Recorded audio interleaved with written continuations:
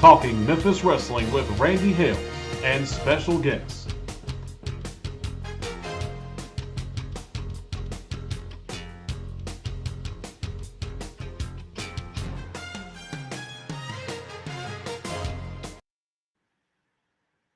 This could be the most explosive talking Memphis wrestling of all time.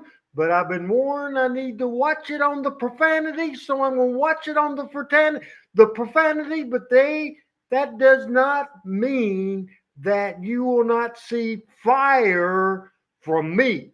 Hello again, everybody. Randy Hales. Can you believe we're 2 days away from Thanksgiving? Can you believe we're just about 4 weeks away from Christmas, about 5 weeks away from a new year? That's absolutely unbelievable. And I want to certainly say happy Thanksgiving to everybody. A loaded show today. Adam Dunn will be here. Chris Ellis will be here. Pat Trammell will be here. Michael St. John will be here. The name of the show is Memphis Wrestling the Best of All Time?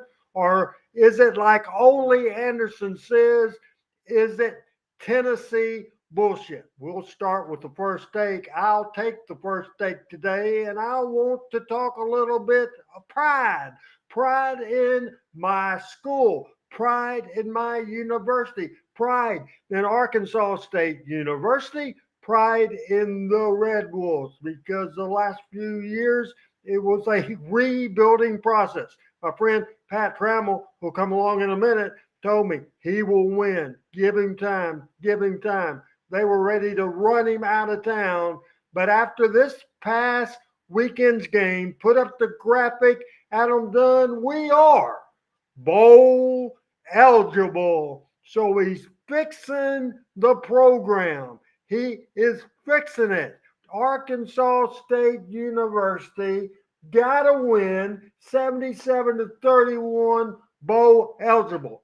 I want to brag on my buddy, the Power Pro guy, the USWA guy, the voice of Jonesboro, Arkansas, and the in-game host of Arkansas State football, Brandon Baxter, there on the field as he reports before the game, during halftime. He's made himself a star, an absolute star in Jonesboro, Arkansas. First take, Pat Trammell, welcome to the show.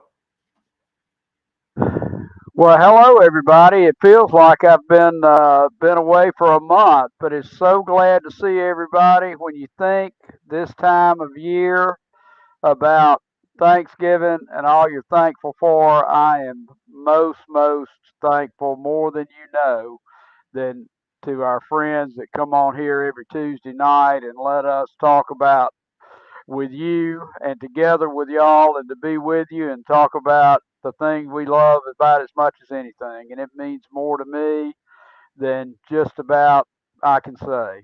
So, and yes, to the Arkansas State Red Wolves, I told you guys, count on Butch, count on Jeff Purinton. We're moving in the right direction. Hey, Scott. Hey, PJ, Greg, Rod, Brooks, everybody. Just so happy to be here.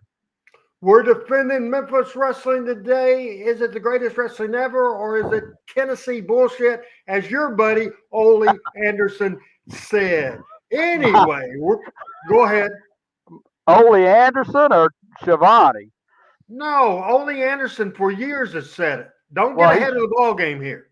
okay. Ole Anderson. Ole Okay. Anderson. First take right now. Welcome back to the program. The assistant superintendent at Southside. They had a good run, couple of playoff wins.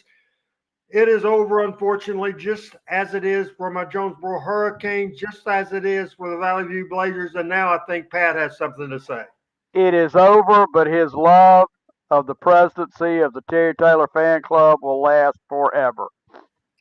First take, Chris Ellis. I won't even put that over. Don't put that over, Chris. Your first take of the day. I want to say hi to everybody. It's great to be back. It's been about 6 weeks, and Wolves up for the Red Wolves. I'm an alum, and Pat and I talked about it before. We thought Butch would win, and people just don't have any patience anymore. And he's won, and our if we can afford to keep our quarterback, NIL, I'm sure they're going to come calling because we got a freshman quarterback that is a stud. He was the difference maker. As soon as he started playing quarterback, started winning. You got to have great quarterbacks. Hi, Ronnie. Hi, PJ. Hi to everybody. Anyway, looking forward to today's show. I was involved in this on the front end when it got started, so I'm pretty excited about what we're talking about today. Pretty passionate about what we're talking about today. You know, one thing real quick, that freshman quarterback, I'm afraid they're going to get him some SEC school or Big Ten school going to swipe in and get him with that NIL money. Want to do a first take? The producer of the show, I don't know if I've ever had him do a first take before. Again, he was a big influence on me for this thing. And I told Chris on the phone when he was fussing at me, when he was telling me, he said, well, if you start cussing, because I know you're mad, if you start cussing, said, and then he proceeded to every word known to man when he was talking off the air. But I said, you don't have to worry about me. You got to worry about Adam Dunn because he is more passionate than anybody about this subject today. First take, real quick. Good to have you as part of the panel. You're usually here, but just producing. So first take. Yes, the first take. Yeah, I'm not usually here on screen, especially with everybody. We got the whole panel coming up. Michael will be here in just a little bit. Of course, like you mentioned, for those that watched the show last night, I'm in the Memphis area. Looking forward to Thanksgiving. Glad all of our friends could be here with us. And yeah, this really starts about the time that I really got involved with Memphis wrestling and the show that we'll watch tonight. I was actually there during this show and pretty passionate about it.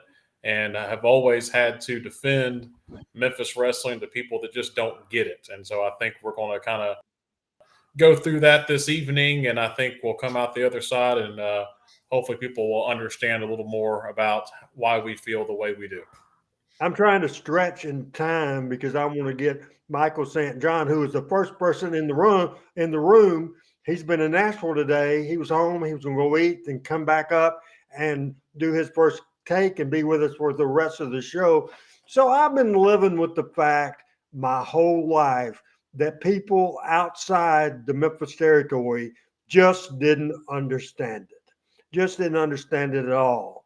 The first person that would go publicly with the boys, with the fans, anywhere he could do it was Ole Anderson from Georgia, Georgia Championship Wrestling, Jim Crockett Promotions, one of the best heels of all time, one of the greatest tag team wrestlers of all time. Ole Anderson is also, and always has been, a miserable prick.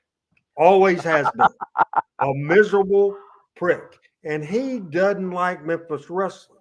So cover your ears, and anybody that's friends with Chris Ellis, cover your ears, because the title of this show is Memphis Wrestling, the best of all time, or is it, as Ole Anderson says, Tennessee bullshit? Well, this territory had the reputation under the Nick Gulas era, especially, to be a bad payoff territory. However, there's exceptions with that because Memphis probably had more mainstream talent than anybody in history. The top guys stayed. The underneath guys were either guys getting a break, trying to learn, but they weren't established stars in any way at all. I want to tell you, if Memphis wrestling was Tennessee bullshit, why did this territory last longer than any other territory known to man?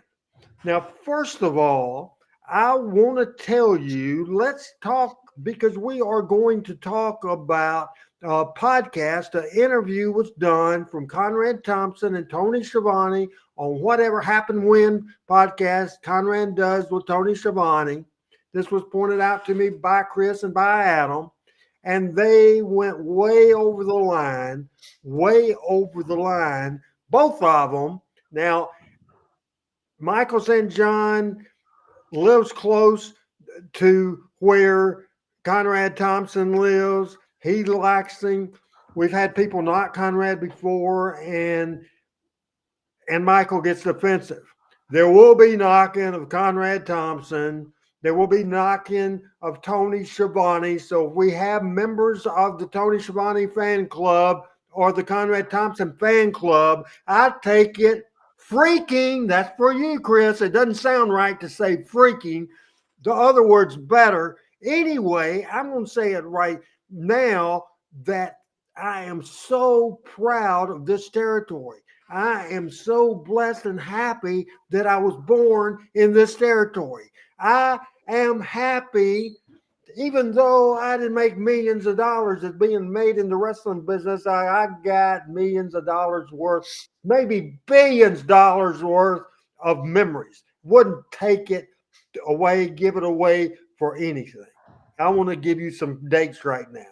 Tony Schiavone was the lead announcer for Crockett Promotions, Jim Crockett Promotions, and Jim Crockett Promotions, basically got on television on TBS, Jim Crockett Promotions, in 85, had a hot run, but by 1988, Tony Schiavone, where you were the lead announcer, and was in the office, not booking or anything like that, but you were the marketing guy and the advertising guy. Well, under Crockett on WTBS TV, it lasted 3 years, 85 to 88, and they sold to Turner and went out of business. So how good were they? How good were they? Then it was turned in by Turner to WCW. WCW, with money back from Ted Turner, one of the richest guys at the time in the world, a billionaire, just lasted from 89 to 2001. The Atlanta, Georgia Championship Wrestling office went out of business in 1984. Florida, Championship Wrestling from Florida, the supposedly best wrestling territory ever, and the greatest mind, according to a lot of people, was Eddie Graham. It went out of business in late 85. Cowboy Bill Watts, Mid-South Wrestling, everybody talks about that. Went out of business in 86. World-class wrestling, as hot as they were with the Freebirds and the Von Erichs, went out of business in 89 or 90. Knoxville territory, everybody loves, lasted from 1974 to 1979. Continental in Alabama and Pensacola lasted from 1979 to 89. The AWA went out of business in 92. Smoky Mountain Wrestling lasted 91 to 95. 91 to 95. Memphis Wrestling was the highest rated professional wrestling company known to man on local territory TV. And those ratings hit starting in about 1970 when Jerry Jarrett started booking. And the ratings held up throughout the territory's history that lasted to 1997, then 3 more years as a one city territory in Memphis. Major ratings, won the time period every single week. Most Saturdays, we were the highest rated television program at any time during the day. So was it Tennessee bullshit that the people were watching? Was it Tennessee bullshit? Or was it the greatest wrestling territory known to man? As I am keeping a look right now to see when Michael St. John, because we have plenty of video proof on here that I want to get to. But we lasted further than anybody. I'm going to bring Adam in real quick right now. And Adam, I just want you, because I got fired up. It's hard to be able to do a rant and not cuss. It's just real hard. So I hadn't been able to look at the comments. And before we get the reaction from Chris and Pat on my rant and the subject today and their comments today, before we get into the meat of it, catch us up on who's watching. And give me a break from being on screen real quick. All right, so we have. I'm going to scroll back through a little bit, and we'll see here. I think we mentioned David Linville was watching. He said Happy Thanksgiving to us as well. We have watching on YouTube. Derek May says, "Hey, glad to be here and listening." Scott's Art. Chris is in the house as well, so now it's a party. BC Emulator. They commented earlier on, Randy, and they said, I don't get the Ole Anderson, Tennessee bullshit reference. You'll have to explain that one, which I think you kind of have a little bit. Well, he didn't like the gimmicks. He didn't like the tar and feather matches. He didn't like the Batman on television. He didn't like the Andy Kaufman stuff. He didn't like the extreme blood and guts. Memphis wrestling absolutely was over the top. And so that's what Ole means by Tennessee bullshit. Basically, what he's saying, what they're doing in Georgia is real wrestling. Really go out and wrestle. And what Tennessee was doing was Tennessee bullshit. Basically, the summary of what that means. So I hope that makes sense. Back to you. Oh, yeah, absolutely. Yeah. David Linville says Memphis wrestling is one of a kind, bar none. He also said something wrong with that boy who doesn't like Memphis wrestling. Andrew Calvin Jr., who always watches, and he says, how was your day? Good. Made some money. Let's see. Derek May said all the big wigs came through this territory to make it. Most of the Gen X stars, Rock, Mark Calloway, Stunning Steve, etc., Terry the Boulder, Jesse the Body. He said he's 37. He grew up in Memphis, so he listed all the people that come through there. PJ said if you hate it, it doesn't always mean that it's bad. Maybe the others love it. You just hate it. Ronnie Crowder, he agrees with you. And Rod Robinson said, I would say it lasted because WWE used it as a developmental territory. You care to answer that one? When did it officially become a developmental television show, basically being paid by the WWF? The territory, I'll answer that question because people have opinions that just wasn't here, and I understand that. Memphis had a working relationship with not only WWF, but WCW, and always the cycle of people working the territory and going to the other territory goes back to the 1930s. That was part of it. USWA was never a developmental territory. Power Pro Wrestling was a developmental company, but it was a one-time market for television. It wasn't a territory. We weren't doing Louisville, Evansville, Nashville, Lexington. So it wasn't it lasted even after the territory went away. I don't know if that makes sense or not, Adam, because I have trouble making sense out of Rod Robertson. He had blocked me one time and I blocked him back.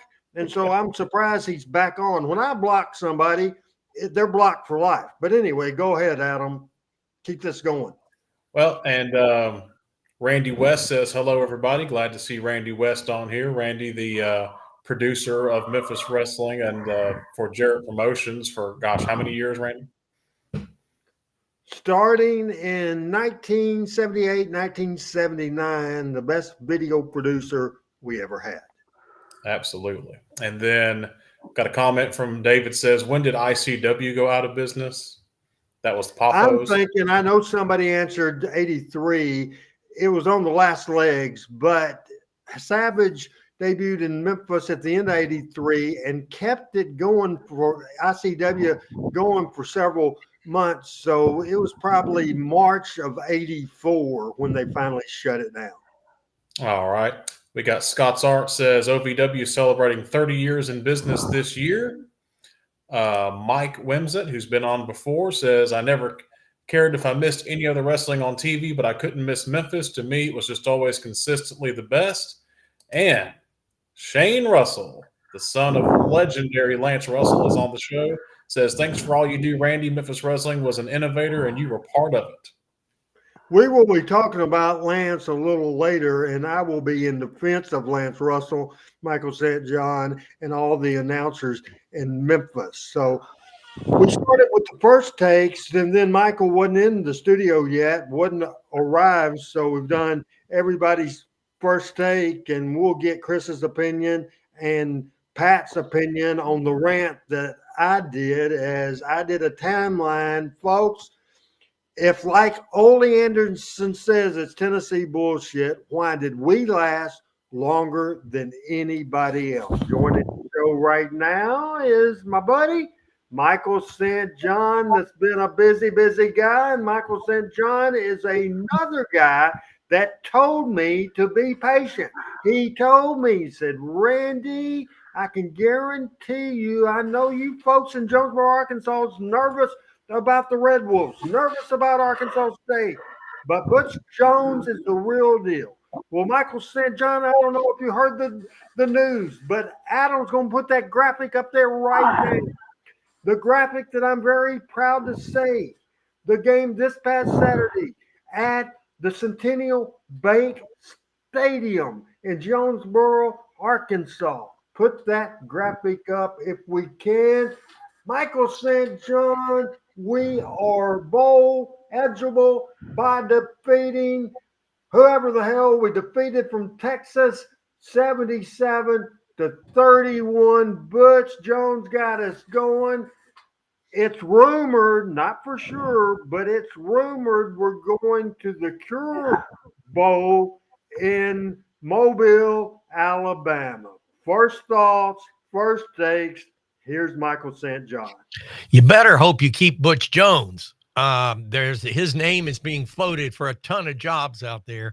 He's a great coach. I actually met him when he was at the University of Tennessee. He's a great guy and a great coach. And Arkansas State has done, I mean, he's a guy, his big, as you guys well know, his big slogan is brick by brick. And he builds a program brick by brick. He was successful at Central Michigan. He was successful at Cincinnati. He would have been successful at Tennessee if they gave him time. Tennessee is very impatient about everything. So that is, they're giving heat to this Heupel guy that's there now, and he beat Alabama last year. So, with Butch Jones and Arkansas State, it was just a matter of time. I'm proud to say that I'm proud for the Red. I don't like the names. I loved them when they were the Arkansas State Indians.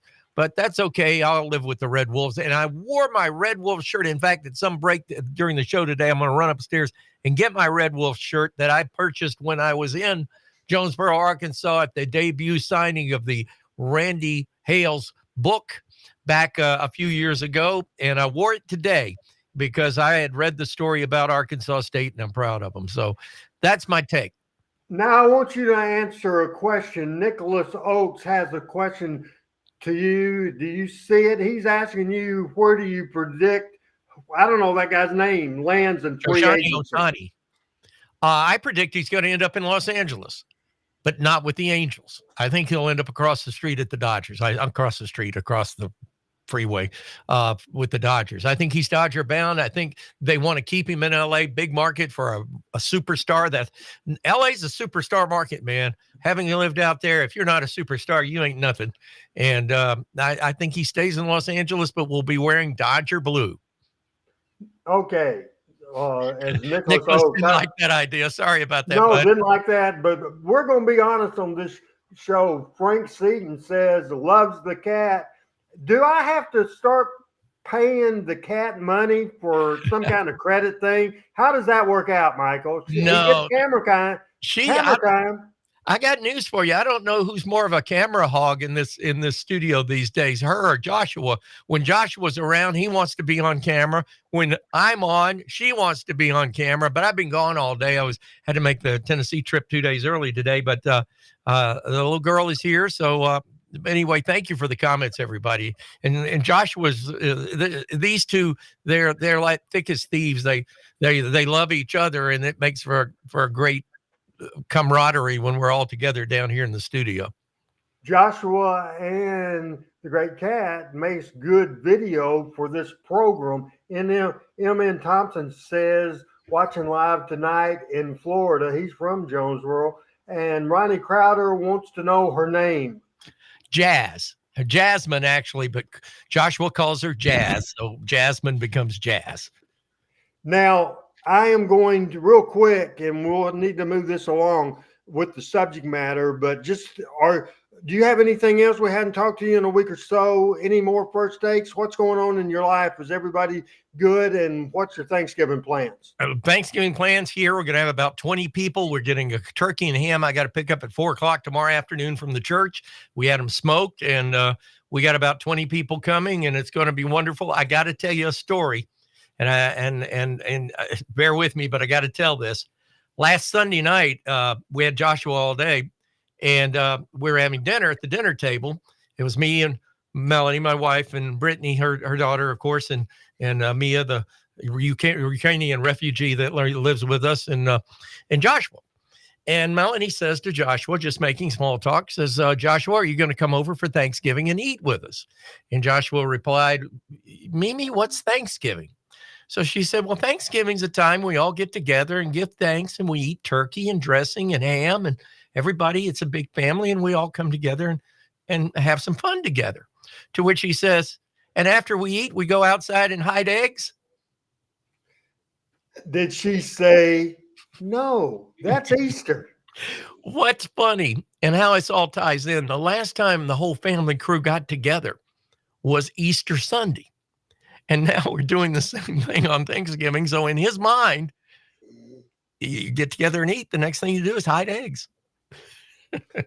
That is a funny thing. Appreciate everybody being with us. Shane Odom, I'll make this quick. This should be a podcast. I'll just answer this quick. Do you all think anything could have been done to save Memphis wrestling, or is it just time for it to end? It was time. The world has changed, and wrestling has changed, and big money in the WWF.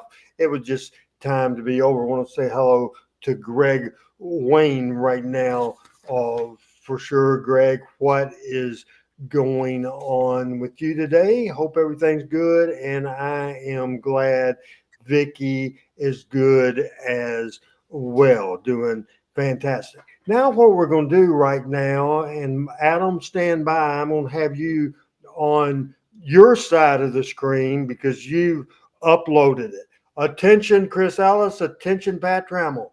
Attention, audience. Attention, Michael St. John. We're going back, attention, Shane Russell, to probably one of the last 4 or 5 live television shows left in the USWA from the studio that was live, that aired at 11 o'clock. Adam can get more clarification, but this is from May the 31st, 1997. Now, Conrad Thompson and Tony Schiavone did a podcast, and we'll play some clips on this, basically where I felt they were making fun of Michael, making fun of Lance, making fun more than anything of Memphis wrestling. They're trying to be funny, but they weren't funny. They were just trying to be controversial, that sort of thing. I don't know so much if they were trying. I think the main thing, they were trying to be funny and they weren't funny. But this comes from one of the latter programs. And I've always thought, selfishly, I thought when I left in January, there wasn't any more good television shows. But I watched this show from May the 31st, 1997. And I'm not saying it's the greatest television show ever at all. I'm not saying that. But they were saying this is the worst television show of all time, which I take that as an insult from Lance Russell, who they didn't really signal out Michael. They did signal out, I feel, and hopefully we'll hear some of that a little later on. This is not the comments we're going to show first. I want everybody to see what a good opening this was from May the 31st, 1997. And Adam, do you need to clarify anything at all before we go into this video?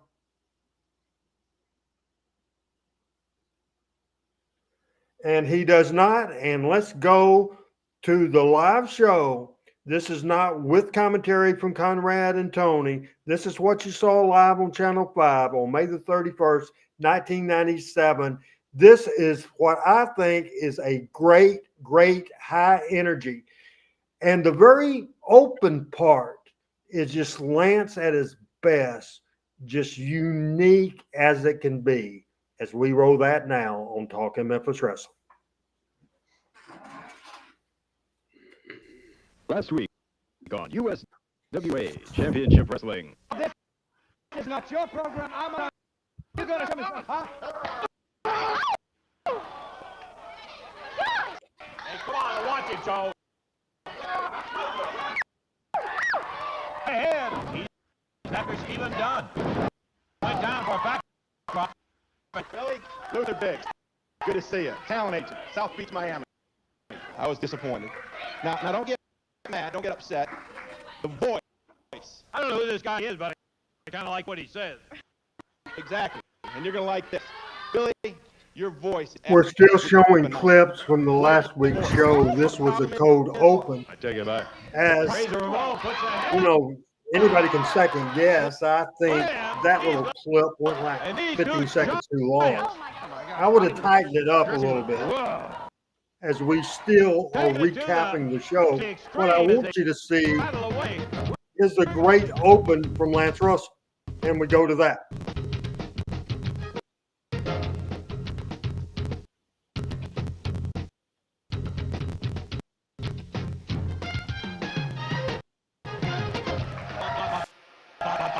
Yeah! What a group! Great crowd today. Huh? Great crowd today. Are we glad we came? Absolutely. We're here. We made it.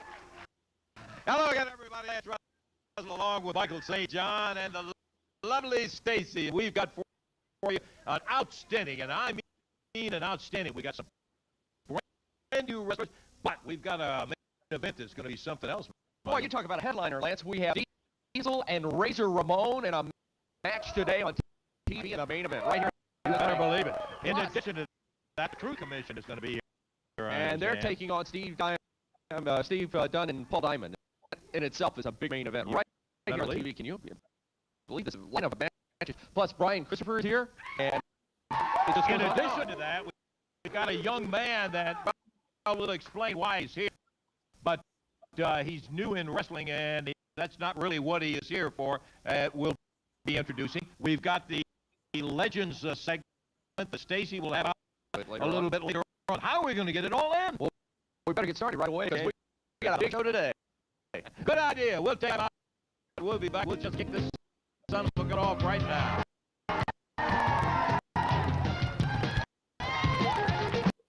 You know, I think the reason we're skipping is we have so many people logged on here. I think that's the reason.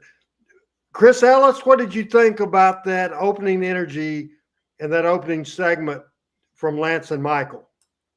Well, I mean, it's just typical, like you said. It's Lance at his finest, just ad-libbing and reacting to the crowd and interacting and being. I mean, he's the orchestra leader.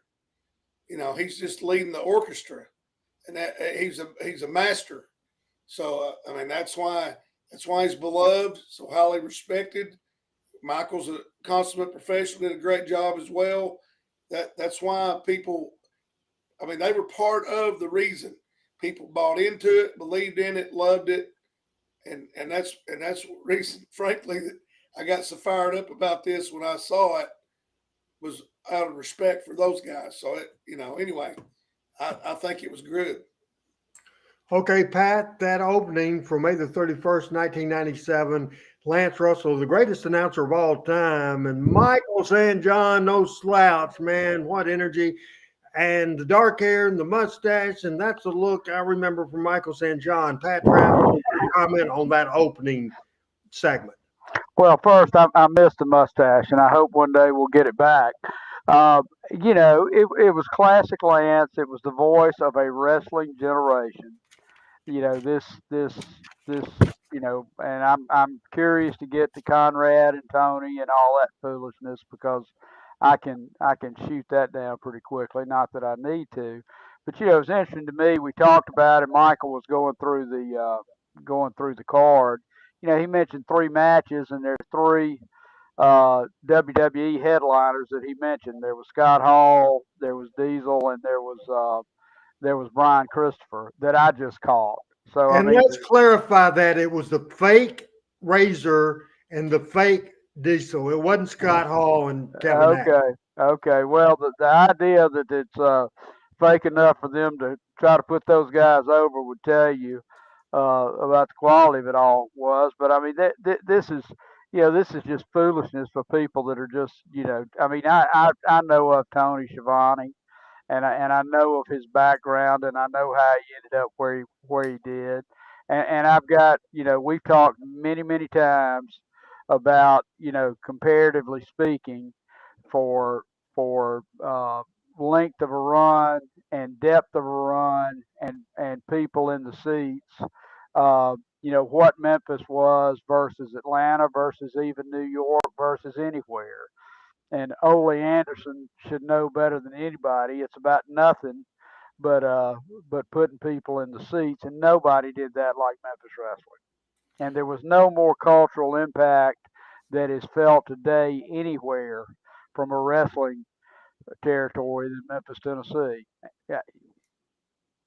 I'm going to give you a few comments because, again, and I think it's because there's so many on the show, and I want the opinion of everybody that's on the show today. I think it's very important. What I'm going to do now is just say a few words, notes that I jotted down. Then I'm going to let Adam make a statement here, and then we'll get back to the panel for their quick comments. Then we'll go to the video and hear some of them. One of the things said the Paul Diamond, Mike Samples situation, and Conrad was stronger on this. Conrad came across serious. Tony came across being serious, but it was a joke to him. But Conrad said this was the worst shit ever. They asked who was booking.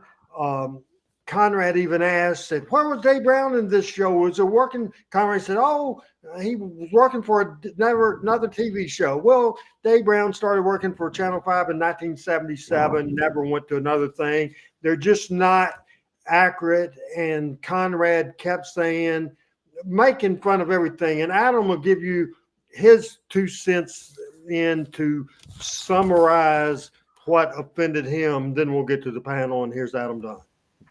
Okay.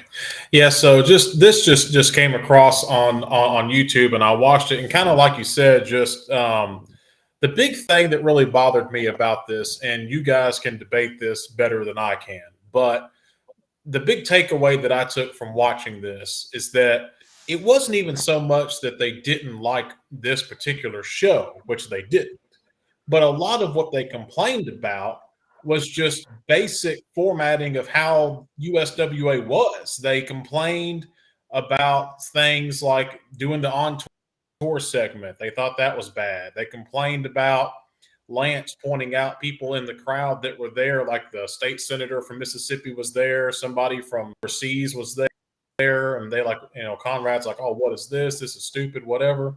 That's local television, and that's just the kind of things that you would do just to show the kind of people that were there watching the show.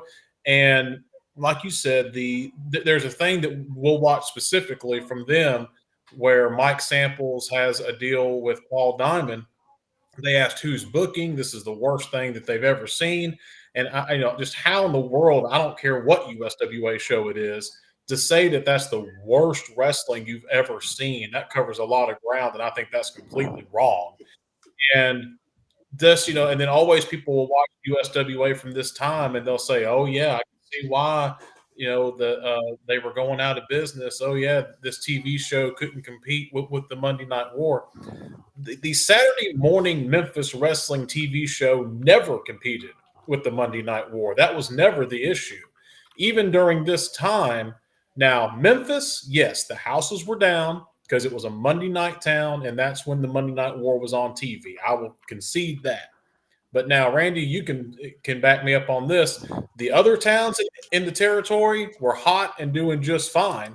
And so I don't think the Monday Night Wars or anything like that had a thing to do with the USWA going out of business. And I think people saying that is the case, the whole existence of Power Pro Wrestling for 3 years after winning its time slot, winning the day winning the town. Usually it was the highest rated show on television in the market for the whole day. Completely disproves that. And so just for them to kind of talk about the way that the whole show was, I mean, even making fun of how Lance was talking and things like that. I agree with Randy. I think some of it was trying to be funny, but the whole reason they picked this show out was because it was supposedly, Vince in Memphis. And, Vince in Memphis really was a lot bigger deal in 1993. But something else that I think that they get wrong on here is Vince sends in a promo. This is supposed to be, heel Vince before, he did it on Raw. And the thing about it is, Shivani thinks that Vince is cutting a promo on Scott Hall by cutting this promo on the fake razor. Well, actually, the whole thing about it is he's specifically talking about the fake razor, who would shed the Razor Ramon gimmick and become the free spirit Rick Titan. So just, Randy, like you said before, it's just there's kind of just a lot of wrong information and stuff that's just wrong. And I feel like it's not just them talking bad about this show, but it feels like to me they're just really shitting on the whole Memphis wrestling territory formula. And that's just what really got me upset. And I think in all of us watching it, we most all feel the same way about it. We'll get to that video again. It might be skipping around, and I want to get comments first. This is what we'll do right now. We'll start with Chris Ellis.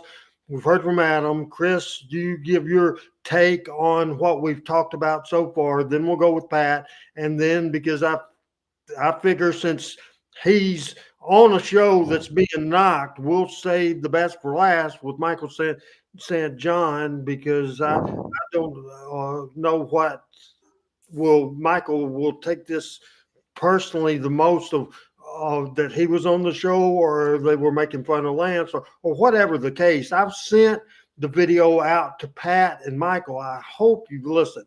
Real quick though, we could make this a 10-hour show, and we don't need to do this. Your comments, and I know I'm going to say to you what you said to me. No profanity, please.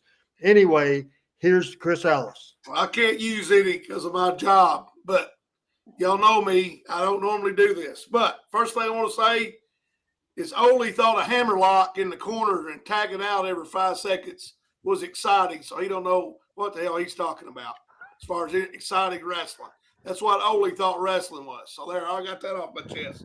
Shane Russell, I got your back, brother. That's why I'm fired up, because they're making fun of your dad, and that's wrong. And so this is for Shane. Okay, Conrad, worst booking you've ever seen, Conrad. You booked your father-in-law's last match. Hell, he almost died. Did you watch it, or were you counting money? I mean, what were you doing, Conrad? From looking at you, still eating a cheeseburger. But you booked your father-in-law's last match. He almost died in the thing. Worst wrestling match ever. I know you needed the money. I get it. He needs the money. No, I understand. All right. Memphis wrestling. The legacy, what it means to people. The Rock was on Late Night this week and made reference. Yes, he said, I was wrestling in a flea market in Memphis for $40 a night. He didn't say he was wrestling in Atlanta. He didn't say he was wrestling in the Carolinas. The #1 entertainment star in the world referred to wrestling in Memphis, Tennessee. Lastly, Tony was on the Titanic. When WCW sank, Tony and his compadres were on the ship, guiding it, with millions and millions, to quote The Rock, backing them, not worried about selling tickets to pay the bills, but spending somebody else's money. Now, I could go on and on. Randy told me to keep it short. That was 5 bullet points for me. I've been fired up since last Thursday over this crap, because it's embarrassing that anybody that was an announcer in this business would make fun of Lance Russell, mock Lance Russell, disrespect Lance Russell, and Michael St. John's. Unacceptable. I don't care. I'm a nobody to them, and that's great. I call them out right to their face. They can cuss me all they want. I don't care. Terry Taylor, I got more respect for you than I do Fat Conrad Thompson and Tony Schiavone. Next. Pat Trammell. I, I couldn't beat that promo the longest day of my life. Follow that. Follow that. Drop the mic, man. I mean, I agree. I agree with everything Chris said. Let me tell you about Tony Schiavone. Tony Schiavone was a morning radio guy in Charlotte, and he got a part-time job taking tickets at the Charlotte Double A baseball team for the Crockett's, who owned that.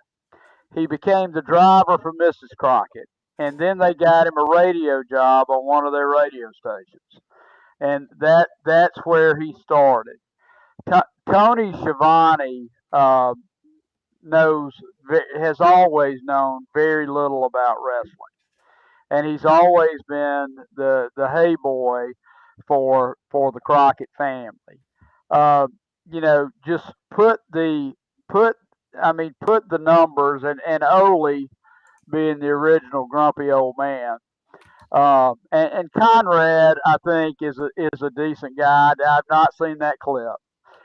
Conrad's a guy that loved wrestling. He loved wrestling so much he married the daughter of probably one of the worst human beings that's ever been into this sport. God bless his soul. And you're right.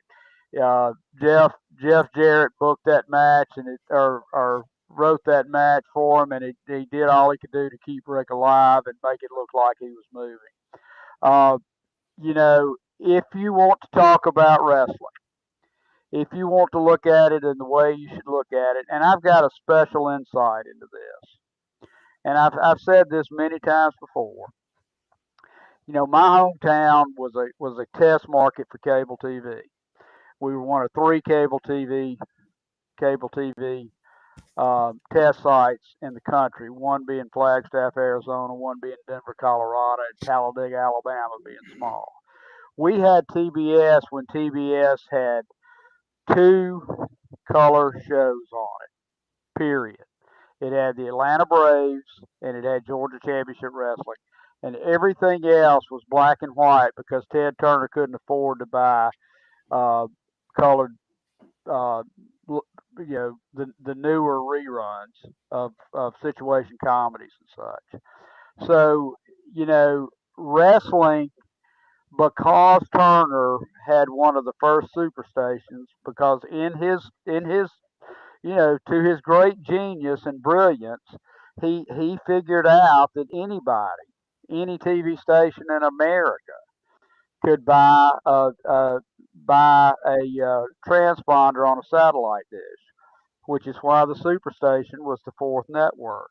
Anybody could have done that. TV5 in Memphis could have done that, but Ted figured it out to his credit, so he put his wrestling show on there. At the time he put his wrestling show on there, Memphis Wrestling on Saturday morning was regularly drawing 60% of the TV market in Memphis, Tennessee. On Make Monday, that 70. Okay, 60 to 70. On Monday nights, they were selling 11,000 tickets week in and week out. And I've done this math before while we were sitting here, but if the city of New York, or if the city of Atlanta, let's go there. If the city of Atlanta in Georgia Championship Wrestling had sold as many tickets on Sunday night, which is when they wrestled, there at the Omni, they would have sold the Omni out 3 times a week for a year. So if TV5 had put up on the satellite and put Memphis Wrestling nationwide one Wednesday afternoon, you probably would not have ever heard of the WWE, because Memphis Wrestling was out drawing Vince in New York, which is why Vince would come to Memphis, Tennessee, and learn from Jerry. And that's the fact of all of this. Now we want to get, before we get into the video, and I hope, Pat, did you have the, real quick, this is a yes or no answer. I had sent that video to you, Chris had sent it to me, and I sent it to Michael. Did you have an opportunity to look at the video? I did not. Okay, that is fine. Again, Adam in comments says, what was the blueprint of Monday Night Raw? It was TV5 Live Wrestling. It was Raw, and that's where they got the name. The root of Monday Night Raw was Memphis television. There's no doubt about it. Now, before we get to the video, and I've let Chris say his comments, and it was emotional. Everybody's emotional today, and the only thing I can say that I think that Pat, when he's talking about Georgia wrestling, left off that I would like to say that I think it's a very important thing, that when Gordon Soley hosted TBS and Georgia Championship Wrestling on Channel 17, when Vince bought out the company and put himself and others and taped wrestling from New York on the show, people would write in and say, what happened to Gordon? What happened to Gordon Soley? What happened to Gordon? The fans were mad, hot as hell, that Gordon Soley went away. Then in 1985 is when Crockett bought that time period for $1 million, and the lead hosts were David Crockett and Tony Schiavone. Now, Tony Schiavone, as lead announcer for that program, never got the love Gordon Soley did, never got the ratings Gordon Soley did. Never. That show, Georgia Championship Wrestling, Georgia Championship Wrestling got better numbers than the Jim Crockett promotion, Tony Schiavone led show did the whole 3 years. They were on 3 years, spent $1 million, and they were bankrupt. They had a hell of a run, but they didn't know how to spend to handle the money. Even though Dusty was great as a booker, it went away. So a 3-year run when Gordon Soley probably had a 15-year run. Tony Schiavone was there when it went away. Then he was the lead announcer for WCW when it was being backed by a billionaire and it lost money and it was sold to Vince McMahon. The lead announcer was Tony Schiavone. Now the floor is yours. On this very exciting edition of Talking Memphis Wrestling, we'll talk about, is Memphis the best of the best wrestling ever, or like Ole Anderson said, was it Tennessee bullshit? To talk about Chris's comment, Pat's comments, and his own comments, is one of the greatest broadcasters I've ever seen in my life, the king of radio, Michael St. John. Michael, we got Pat mad, we got Chris mad, we got Adam mad. I'm mad all the time, so it's not unusual. I'm just letting these guys get it off their chest because I found out real quick, I'm not having to really talk a lot or defend the thing because y'all are defending it for me. Michael, you're in the same boat. Pat and Chris Ellis was excellent, both with passion. So I'm going to the bathroom where you tell us what in the hell you think's going on here. Well, first of all, to Pat, the closest thing you're going to get to that mustache is me putting the cat's tail up to it. That mustache would be so gray, I'd be so embarrassed. It'd be funny, but that was said 20 minutes ago. I first of all, being somebody that was involved because I was on that video, I am not personally, I do not take it as an insult because professional people that are in the broadcast business, whether it be on air, on TV, and on radio, on podcast, or whatever, everybody has an opinion. And as my wonderful papa used to say, opinions are like assholes. Everybody's got one. And so personally, if they take shots, to be honest with you, I don't want to give them credence and credibility that we even have an answer to this. But that's my opinion. Where I do become offended is when you take a shot at a legend, a man that we all love, a man that is in every Hall of Fame you could ever think about, a man who has given more to this business in one day than Michael St. John could do in 55 years, and that's Lance Russell. And I don't think anybody deserves the opinion to take shots at a man that can't answer and defend himself in any way, shape, or form. So for me to have heard what they said about Lance Russell is very offensive, and they can shove it up their ass. But personally, from a Conrad Thompson standpoint, the man has done, I'm going to give the credit to him. He has made a phenomenal, he has made an industry out of what we're doing right now. And he started it. Or he may have not started it, but he was in there early enough to really propel it into the worldwide stage it is on. And I respect him. Personally, I like him. But I also know this. The Conrad has a ton of irons in the fire, and he's in need of programming. The only way his network, the only way his business gets bigger is to grow it. And he grows it with more podcasts. And he's got some podcasts by some people that he's using and sponsoring and making a part of his network that I don't think deserve that stage, personally. He's got Jeff Jarrett, who I think is incredible and has the best podcast of them all. And I've seen just about every one except some of the new ones like Lex Luger, whatever. But my point is they've got to have content. And that's why they reach and, pick on Memphis, or they'll probably pick on WCW or another one down the road. And that's what he does with that format, with this particular show. And there are people that watch it and listen to it. And all I can say is open mind. But I will say this. I was very, very disappointed because in two ways. Number one, Memphis wrestling, when you look back on it historically, and even going back before Memphis wrestling into the days of Nick Goulas and Roy Welch, they were groundbreakers. They laid foundations over and over and over again in the wrestling business.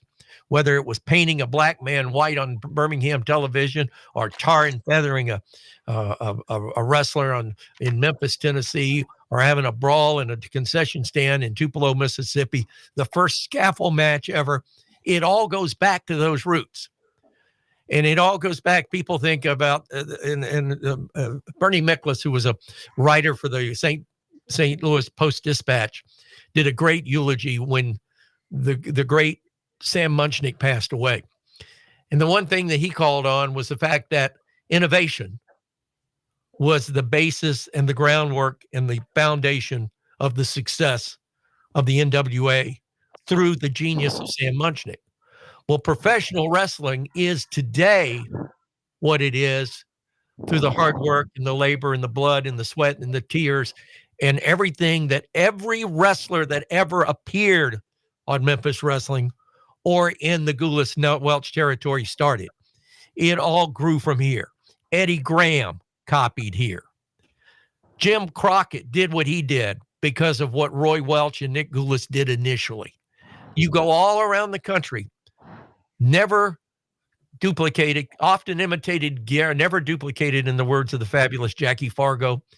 The basis, the home, the centrifuge was Memphis Wrestling, or a part of Memphis Wrestling that became Memphis Wrestling. And I think we've got to go back and say that and defend this program because of that. As far as what Tony or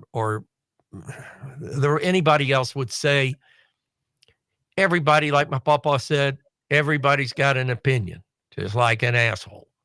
I have no respect for Tony Schiavone. I never have as a commentator. He has done a great job in getting himself over to people he needs to get himself over.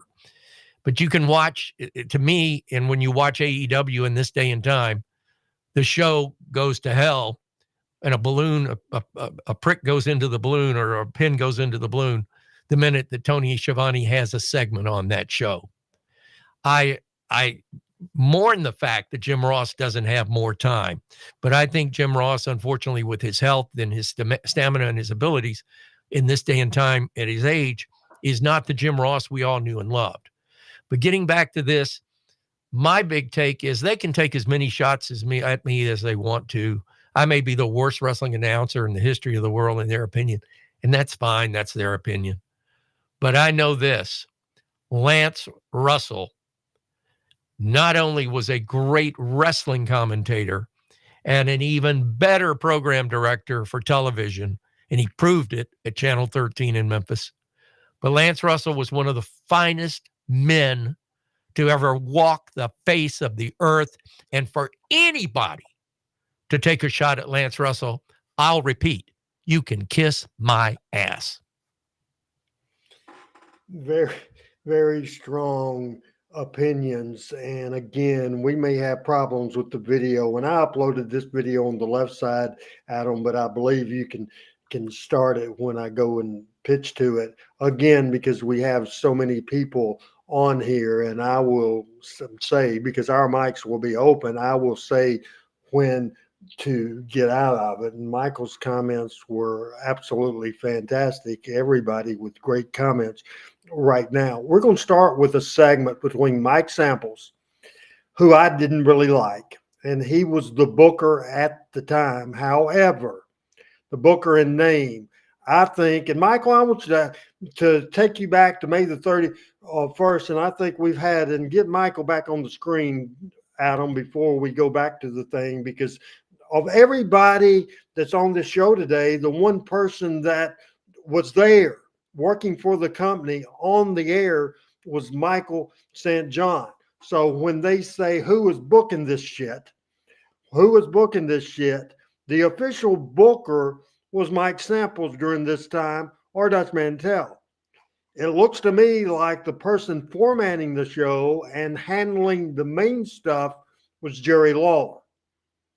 That's pretty obvious to me as somebody that knows how Jerry Lawler lays out television. But the person that knows for sure is the person that was there, and the person that was there, not Randy Hills, not Adam Dunn, not Chris, not Pat, Michael St. John, was not Conrad, not Tony. The person that can verify this, I'm saying Mike Samples or Dutch Mantel were the official bookers, but Jerry Lawler was formatting that TV and running the main stuff. Am I right or am I wrong? I think it was a three-headed snake, and I think they were all involved.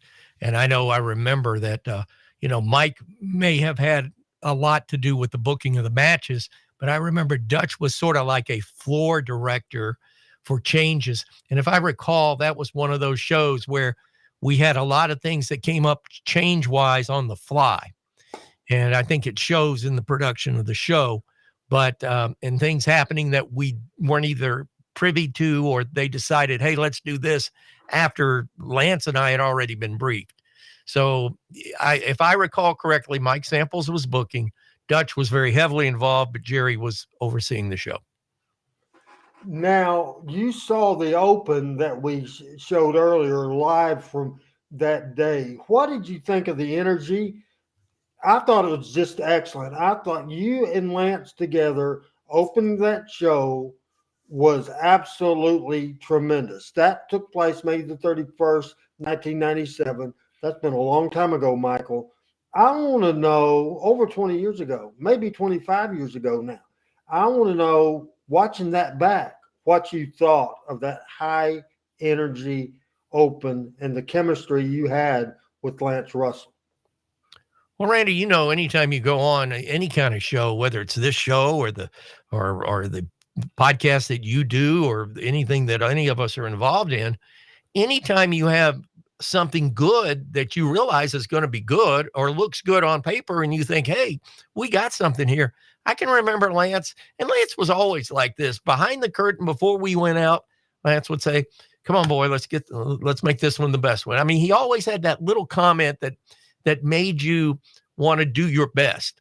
Not that you didn't want to do your best when you were next to Lance Russell to begin with. I mean, even our good buddy Dave Brown would tell you that. Lance made anybody with him better. And part of that was not only his ambiance of being there, but what he told you or what he said to you or how he instilled a confidence or an energy in you. So we look down, we've got Razor Ramon Diesel, we got matches, we got the Truth Commission, we got this. It's an exciting card. It's something that on paper looks like it's going to sell, and we're going to be able to talk about exciting matches. So with that in mind, how do you not be excited?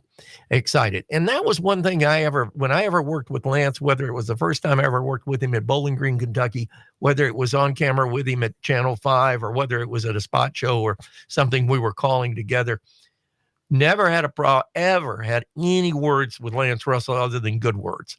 And we sort of fed off each other. And the great thing about Lance, and he allowed it with Dave, is he allowed Dave to have his spots. He allowed me to have my spots. And we respected that. And as a result, that's what made Lance Russell great was not only his personality, but how he brought talent around him. He brought us up to the level of his ability, not his talent, but his ability. So therefore, there was something to get excited about. Why not be excited?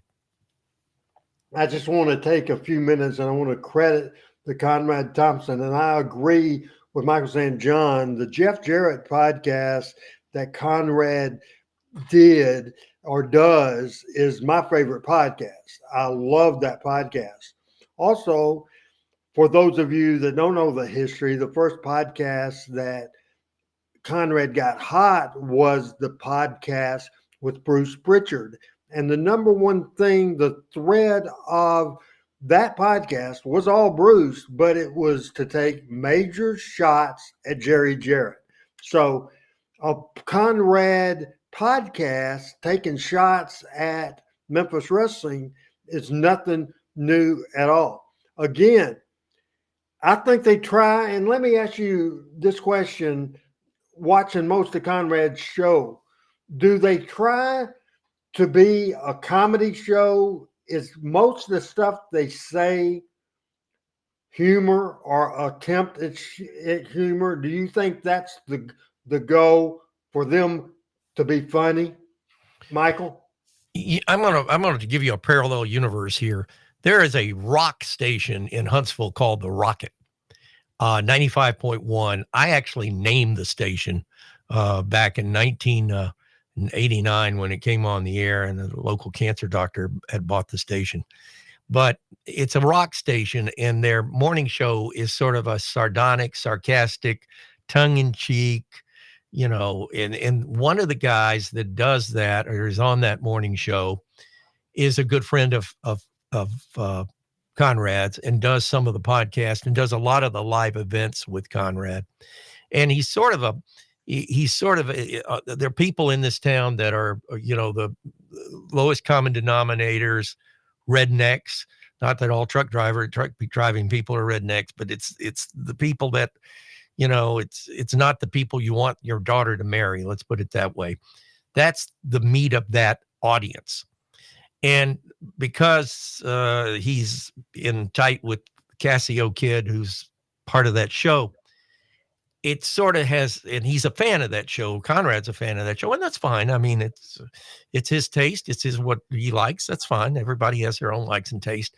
But I think that's sort of that whole rocket mentality has sort of bled over into a lot of what he does podcast wise. And I think a lot of his podcasts today have morphed into more of a sarcastic, take shots, create controversy, give people a reason to hate you kind of thing than ever before. And again, I don't run his business. I wouldn't want to run his business. I wouldn't know how to start to run his business. But I think that they do take every opportunity to try to be funny. There's a difference about being funny and trying to be funny. I can try to be funny, but I'm not funny. My partner for football is a guy named Ronnie Shoemate, who's our county commissioner, was a principal police officer for 26 years. He's retired, and he can look at you and you'll laugh. And I mean, he comes up with some of the funniest stuff you'll ever want to hear. But listen to one of our high school broadcasts for the past 26 years that we've been together, and he's going to have 2 or 3 shots during the show, during that brawl game, that is just going to put you on the floor. So with that being said, I think to keep his momentum going as a podcaster, and it wouldn't surprise me that down the road that you wouldn't see that Conrad would take his podcast to NASDAQ or even to one of the stock exchanges. I could see that happening because he's got a great business, and he's a great guy. But I think I think it could be a work too, that he may be working us or working his crowd just like we worked the crowd when we were doing the show. So, you know, I can't, I'm not going to condemn him, and I'm not going to, you know, shoot shots at Conrad. But I think when you put Tony Schiavone in that chair, does Tony Schiavone really deserve a podcast?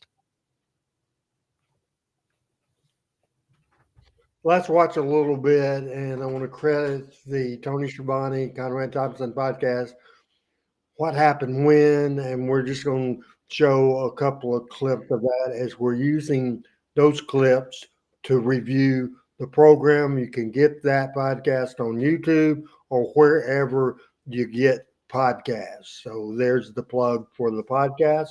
And once again, because we have so many people in the backstage area, the video may skip, but we do want to show that right now and come out. It sure was, Lance. That was actually my first love. All my life. You ever meet Paul Diamond? Soccer. Back in 1980, yeah. I was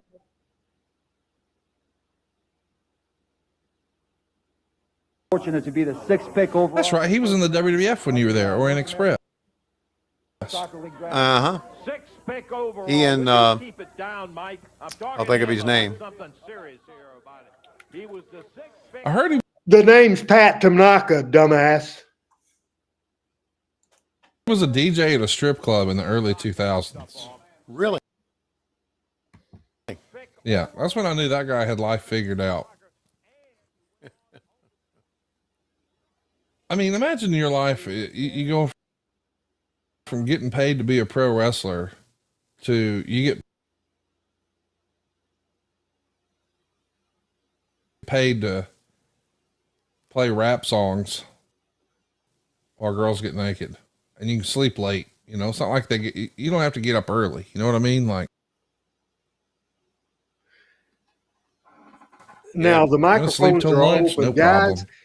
This is not my kind of humor, and this is not what I look for in a wrestling podcast. I had life figured out. We'll start with you, Chris. And probably is this as a DJ interesting in a to strip you? club was a very, very. No, it's not interesting to me, and I actually have listened to. You probably were a very, podcasts, very popular person. Arn Anderson and Jeff Jarrett, With and the lady. enjoyed both of them. And I would have never got Well, hot at him. He at What least can I had- play for you, sweetie? There you go. Yeah. There you go. Look at you picking up what I'm putting down. Drew more audience than they'll ever draw. So, who's the blonde guy on the left here? Of course, Man, the I'll blonde be guy honest. on I the don't left, have a fucking clue. Yeah. as Conrad says, he doesn't have. Kind of looks like clue. It's Mike Samples. Now I could see why they wouldn't. know a who young Mike version Samples of is. Dick Murdoch in a way. Do a little research before you go on the show. Maybe there's a novel concept. With that. Okay. Some little discount store.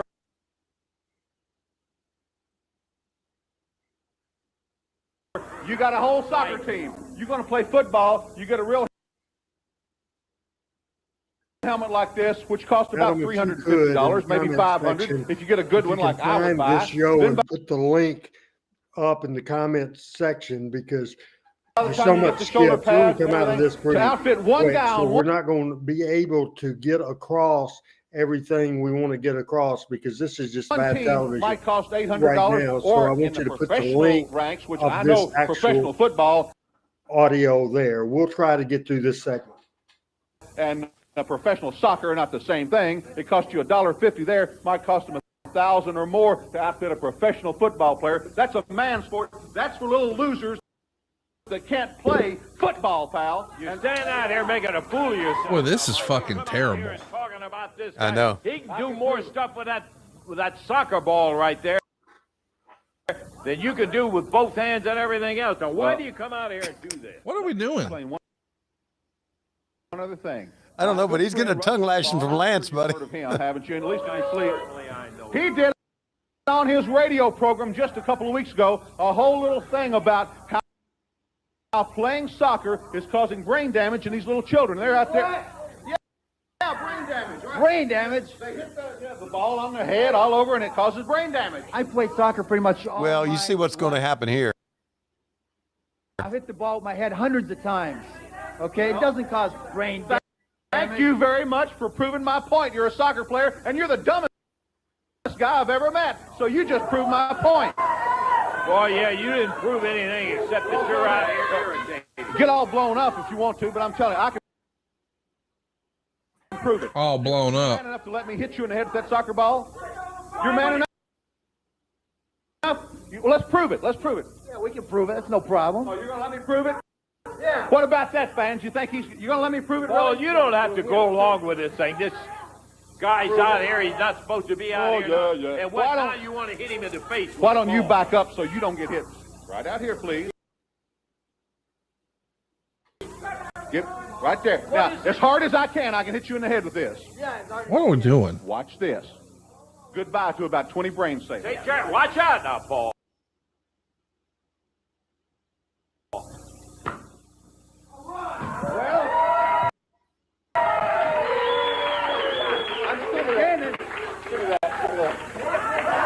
Well, you know what's wrong? What's wrong? You've got an old hard head from many years of abuse. These little bitty kids don't have that. They've got the soft spot in the back of their head, and that's where a lot of them get hit. The soft spot. They're in the soft spot. Nobody gets hit in the back of the head. Yes, they do. What the fuck are we doing? Kids are not trained. They're not professionals like you. You're a big professional, right? Let me hit you in the back of the head. One time with a soccer ball. That's ridiculous. Come on, man. This is ridiculous. After this attack, Adam, I want you to Okay, take it if off you're the too afraid screen to and prove keep my it point, I running, and understand. you monitored it, because I want to go back No, I'm not to too the afraid, thing but that's about ridiculous. Dave, Nobody gets hit in talking the back of about the head. Dave and some of the other stuff with Lance.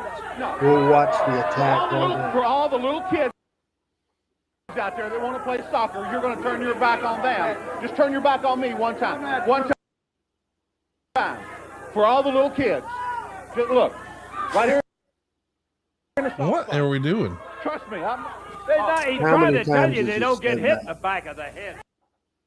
Sorry, little kids. Paul Diamond won't prove the point here, so you guys are just forget it, right? I'll prove the point. One time. All right. With the soccer ball. He knows it's Right there. Just right there. One time. He's already had. Oh, yeah. And Lance is That's so why he's good with getting his turned reaction. around. Hit him with that helmet. With Come a on, segment Mike. that Lance is hosting, it just Just exactly the kind of Listen. stuff you. Tony, what are the odds that these fellas won Booker of the Year? Who was the booker back then? Nobody. Nobody will claim this. Wow. Remember Well Done? Yeah. Well, there they go.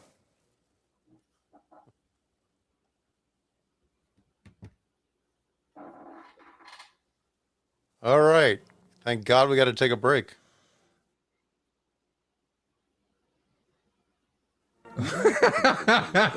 Reintroducing the $2 bill. And they make fun of the Hardee's commercials, incredible 2-for-2 offer. 2 delicious double cheeseburgers for just $2.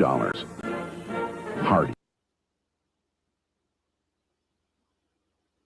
Double What will they think of cheeseburgers. next? What makes Hardee's tender steak sandwiches so great? Well, it's all in how you slice the beef. Everybody run up cheeseburgers and Conrad start paying attention. Real thin. Hardee's tender steak sandwiches. man. Chris Ellis thin is to be on the tender and roll juicy today, and for he lunch told me and to buy breakfast. it. Hey, you took the words out of my mouth. I don't remember that at all. Do you? No. It's a tough job. Don't Somebody's got to attack do it. me. Good thing you. But I can tell you what, Don't do it. And I just put a comment in the notes for between What's us. going on here? What's going on here? As far as the commercials are concerned, Yep. yeah, lower it down a little bit there, Dave. I've asked 3 times. I'm sorry. Speaking of top, this is the all-new Ford Expedition. Compared to what we saw from the 80s, there's a lot more local commercials back then. You're right. See, so they These are and we have a more lot signature buy, more national buys. national buys, which means they're not selling enough the commercials they used to sell because they're not getting the numbers they used to get because wrestling has changed, obviously. Yeah, that Baptist Health Expo was not a paid spot. That was a PSA. Yes, right. This right here is a sale. Yeah, trying to get people to come gamble. Right. That's Southland. That's a local buy. Did you ever go watch? Did you ever go to a dog track in your life where they race dogs? Yeah, I sure did. I've never been to that. That feels like something I wouldn't enjoy. Like, I don't think the dogs want to be there, right? I'm not so sure. I know greyhounds just love to freaking run, and it's not like they're getting. I think, Greg, what their point is, which is wrong. I can't answer that. I just remember going back to a dog track. The show got in such bad shape. I'm talking about the 80s when I was with the Charlotte baseball team. Oh, wow. Okay. And we were in, which is not true.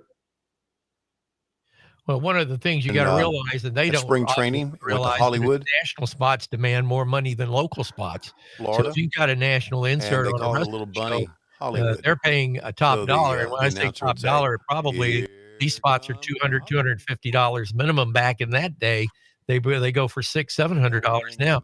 If they're running a national spot inside of a local program, they ain't bonusing that. They're getting paid for it. Oh, that's for sure. And it doesn't care if the money comes from a national basis. I want you to take the video off, Adam, keep it running where you can make the judgment to put it back on if you could, just whenever that it can. And I want to go to Pat first. Pat, just your opinion, and we'll get Pat on the screen and have his microphone unmuted. But Pat, I wanted to make this plain. You can always unmute yourself, always. Sometimes we mute you because there's in between stuff, we can hear noise coming from that microphone that we unmute you. You can unmute yourself, but your comment on what we saw so far, and remember, Adam may go back in a minute to some more, but get your point across. Well, I mean, my point is this, and we were talking about you guys were talking about the different podcasts, and of all Conrads, I've never really cared for Bruce Pritchard, even without all his foolishness with Jerry, and there was a mutual hate there that Jerry shared with me, but of his podcast, I enjoy Jeff very much because Jeff is a very intelligent guy, and he's a very honest guy, and he has a depth of understanding of the wrestling business, being third generation, that a lot of people don't have. I enjoy Arn Anderson because he was, I followed his career because when I was watching Georgia Championship Wrestling, that was the heyday of that, and World Championship Wrestling. I tried to listen to Shivani and Conrad early on, but there's nothing, Tony's commentary of constant criticism and what is that, and that meant nothing. I mean, he's not a very, I'm not shooting anybody. He's not my cup of tea because he's kind of a backbench guy that just makes criticisms and comments about everything. There's not a lot of depth to the guy. What this is, I could do this, and if y'all want to do it, we'll get into some Georgia Championship Wrestling, and we'll get some scenes with the Ding Dongs or the Monkeys, or pick the rest of them, and we can do the same thing for World Championship or Georgia Championship. This is a waste of time because Conrad had to fill had to fill 20 minutes because they had not prepared to do a decent show. One of the things, and I can tell everybody on here today, is Randy, as our leader and producer, puts an inordinate amount of time into preparation for each of these shows, and I think that's why we have such loyal friends that come on here with us each and every Tuesday. They obviously, Conrad could come up with nothing interesting for Tony to talk about, so they came up with this, and that's the easiest. And Michael is a broadcast professional for at least 50 years, 45 years. This is the kind of shit you do when you got no shit to do. And pardon my French. You're absolutely right about that. I've lost my headset. There we go. You're absolutely right about that. You know, they've had a series on Memphis wrestling. Why, I don't know, because if you're going to do a show on Memphis wrestling, Conrad, I live 20 minutes from you, buddy, and from Gunnersville, I live on the weekend when you're at your Gunnersville house. I live 10 minutes from you. I'd be more than happy to come on and shoot some Memphis wrestling with you. And in the name of Randy Hales, in the name of Chris Ellis, in the name of Pat Trammell, and in the name of Adam Dunn, because this show is about Memphis wrestling, about people that not only grew up with Memphis wrestling, but were a part of Memphis wrestling. So if you want to talk about something outside of your circle of dominance and what you know, which is quite good and quite, hey, I'm cheap. I come cheap. So hey, let me stop you right there. Put me on the screen real quick. And Michael might not like that what I'm fixing to say, but this is a honest podcast, and I want Michael up there too. I don't like that. I feel that Memphis wrestling, and I know this wasn't the glory days. This was not the glory days. That was not the worst television show, not only in the history of wrestling, like they're saying. It's not even the worst show in Memphis wrestling history. I could find this at all. This is one thing that pissed me off big time in defense of Michael St. John, and is Michael still up here somewhere? I'm here. Okay. Michael, at a national event a big event promoted by Conrad Thompson, you got the phone call.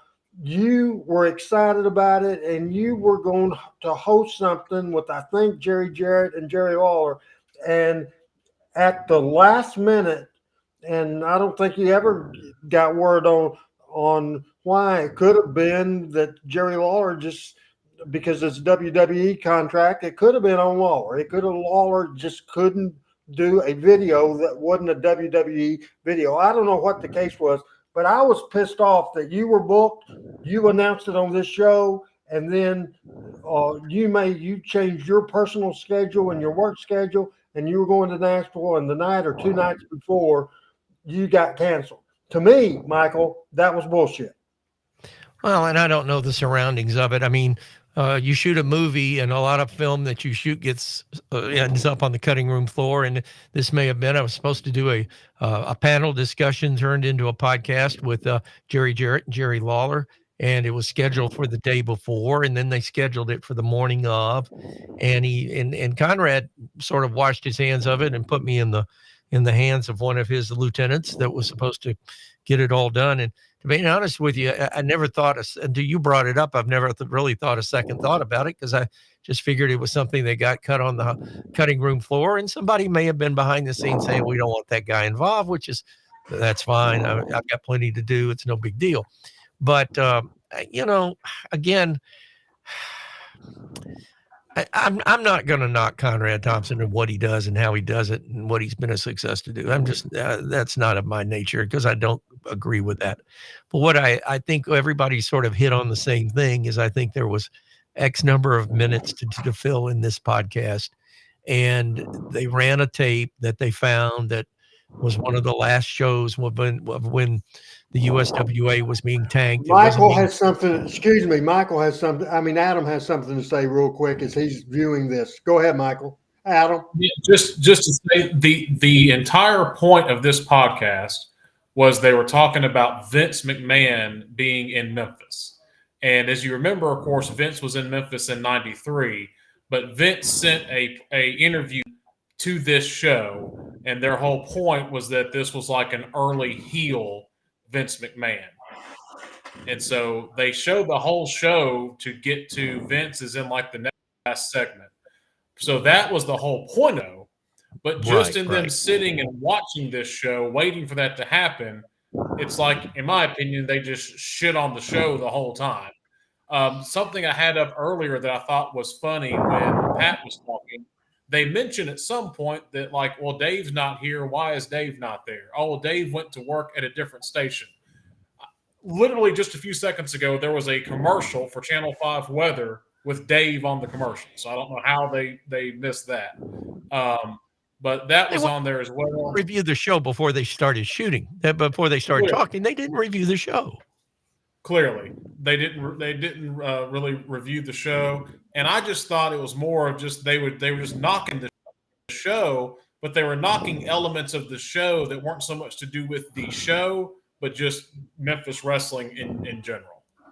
One of the things that I want to add here, and we're going to switch gears a little bit and make the subject broader. Obviously, Michael's uncomfortable because he lives close to Conrad and a little uncomfortable about the subject, but we want to go a little broader, Pat and Chris, because Memphis wrestling has been knocked for years and years and years.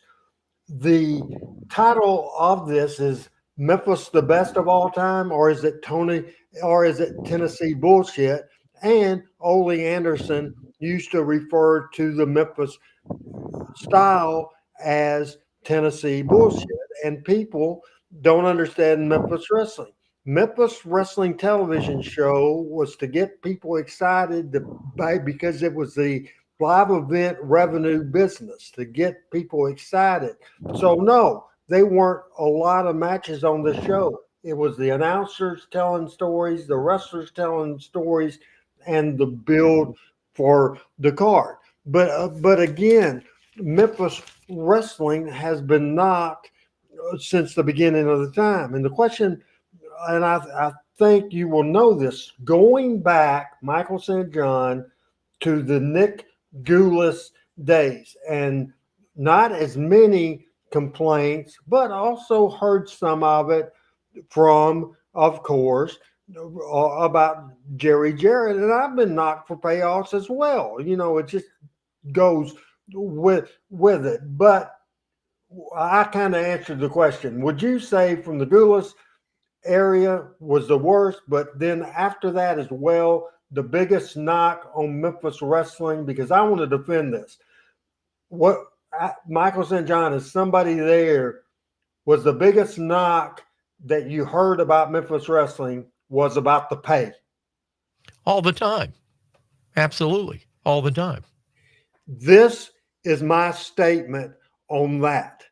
Absolutely. Listen up, people, because Memphis was filled with mainstays, people that came not only week after week after week, year after year after year, or decade after decade after decade. And Pat has something to say. I want to hit this point big time, but Pat has something to say, so I'll let Pat say it right now. Go ahead, Pat. Well, I mean, we were talking about why were people knocking Memphis wrestling. Couple things. Greg asked a good point. Does anybody know why Vince came to Memphis? Well, he came to Memphis for help from Jerry, as his father had done, because Jerry Jarrett was known throughout the industry as the best booker forever. Nobody understands you and nobody appreciates you more than your peers in business. I can assure you.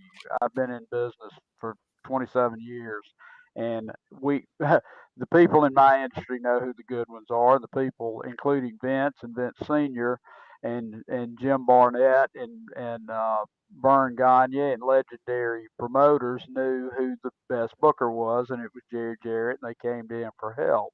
And Greg, you're absolutely right. Uh, when Vince, there was a real possibility Vince was going to go to do some prison time for the steroid scandal, he brought Jerry up to to New York, and said, Jerry is going to run things in the interim. And even when he didn't go to jail, he kept Jerry in New York for 6 or 8 months. So the people know who can put people in the seats. I will tell you from my opinion, and I'm got some varied interest. I'm very much a student of Southern history in the 20th century and do a lot of reading on it. Part of it is the stereotypes of the South and Southern wrestling as, redneck, not sophisticated, not athletic, a bunch of hillbilly stuff. And that's just we just have to live with that down here all over the place. And yes, the payoffs may be a part of it, but that's what this is all about. I mean, that's what all of this stuff is about. I mean, the numbers, you know, the Tony Schiavone's of the world can say what they want, but look at the numbers. Who drew the most? Who did the other promoters come to? Jerry Lawler started in the wrestling business 62 years ago, and he's probably one of the 5 most recognized wrestlers, wrestling, uh, wrestling figures in American history. So that's all that to say, they can say what they want, but the facts are different. All right, I want to get to my point that the younger people came, developed the trade, and that happened in every territory. But I want to talk about mainstays of Memphis wrestling. People stayed here week after week, year after year, decade after decade, and made their money in wrestling. And I guarantee you, this group of people that I'm going to talk about now, and I'm not talking about the fly-ins, the Hulk Hogan's when he became a star, when he would come back every once in a while, or Terry Funk or Dory Funk or the world champion. I'm talking people that work the territory, and the list is tremendous. And I think there's not a territory standing that can match this list.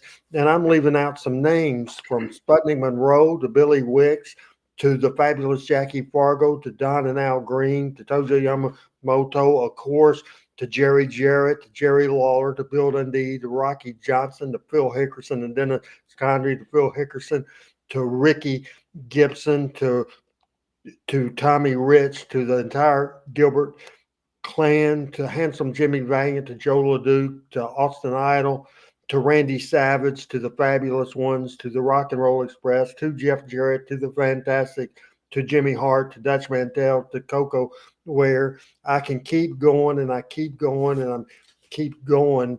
These people did their best work and made, except for when they went to a different environment, like to Vince McMahon, when it was a national company, not a territory company.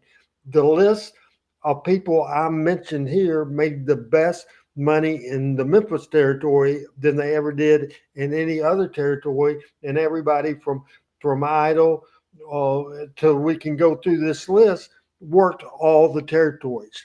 So that's a falsehood that the money was bad for everybody, because Austin Idol wouldn't have stayed. None of these people would have stayed and come in and year out if the money was bad. And I wanted to get that point across strongly. Do you agree with me, Michael? I do, but I think money is relative when you start talking about who was making what, and in the people that draw money, we're going to make more money. I mean, that's the fact of the business. And how many times did we have a talent come in expecting them to draw money that end up being the drizzling shits and being gone in 3 weeks? So you're right about that. But again, the money is relative. I'll be honest with you, as an announcer, and I don't know what they were paying Atlanta, and I don't know what they were paying Gordon, and I don't know what they were paying the Crockett boys, and I have an idea of what they were paying Larry Matzik, because he and I talked about it, and it was comparable in St. Louis to what Jerry and before him Nick Goulas was paying the announcers, certainly me.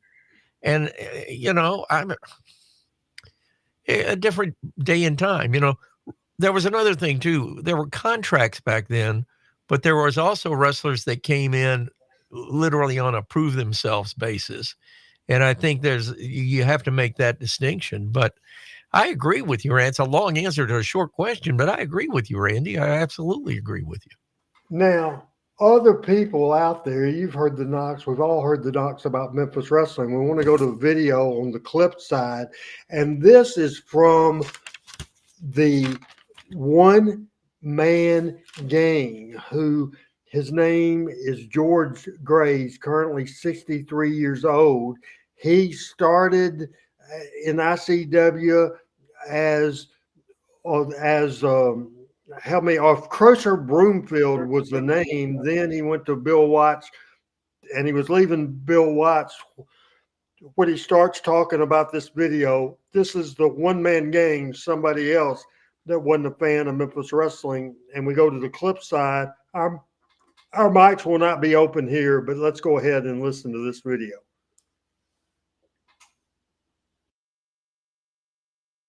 So I was, doing great in Mid-South. And then one night, Bill comes to me and says, gang, it's time for you to leave. I'm like, I didn't understand. I'm still stupid. Yeah. Leave? What do you mean? He said, well, we've done, everything we can do with you right here except turn your baby face, and I'm not going to do that. But it's time for you to move on, blah, blah, blah. I'll get you a place to go to. So the one, the place he ends up sending me to is Memphis. Oh my gosh. There you go. See? What a shithole. So I go to Memphis now. I pack everything up, blah, blah, blah. And then I end up going to Memphis. Now I'm moving around now. So end up in Memphis, and I can't go as one man gang there. They put me back as Crusher Broomfield because of the TVs, overlapping all those years on TV as Crusher Broomfield played in that area. Oh, okay. So Jerry Lawler and Bill Dundee, they wanted to beat Crusher Broomfield. Because people didn't know, one man gang, they didn't know that. They knew Crusher Broomfield in that area. So there wasn't cable TV with the Watts, but Crusher was over in the Memphis market, the Evansville market, the Louisville market, and the Lexington market from the ICW TVs, and that's where Jarrett ran. Right. So I went back as Crusher Broomfield. Hey, I had nothing happen for me there, man. It was horrible. I just wasn't a Memphis type guy. I didn't fit into. Wasn't a Memphis type guy. Comments from that, Chris Ellis. Well, to be honest with you, I don't remember him wrestling very long.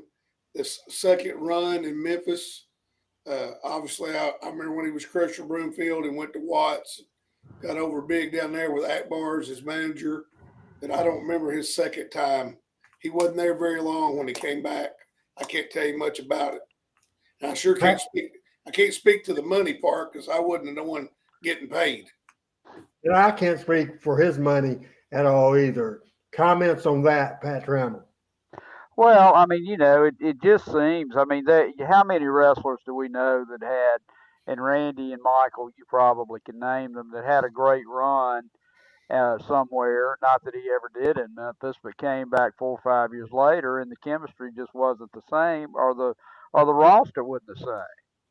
I mean, a lot of guys that have just gotten over, like, had sellout houses one territory, goes to another, and it just doesn't fit right.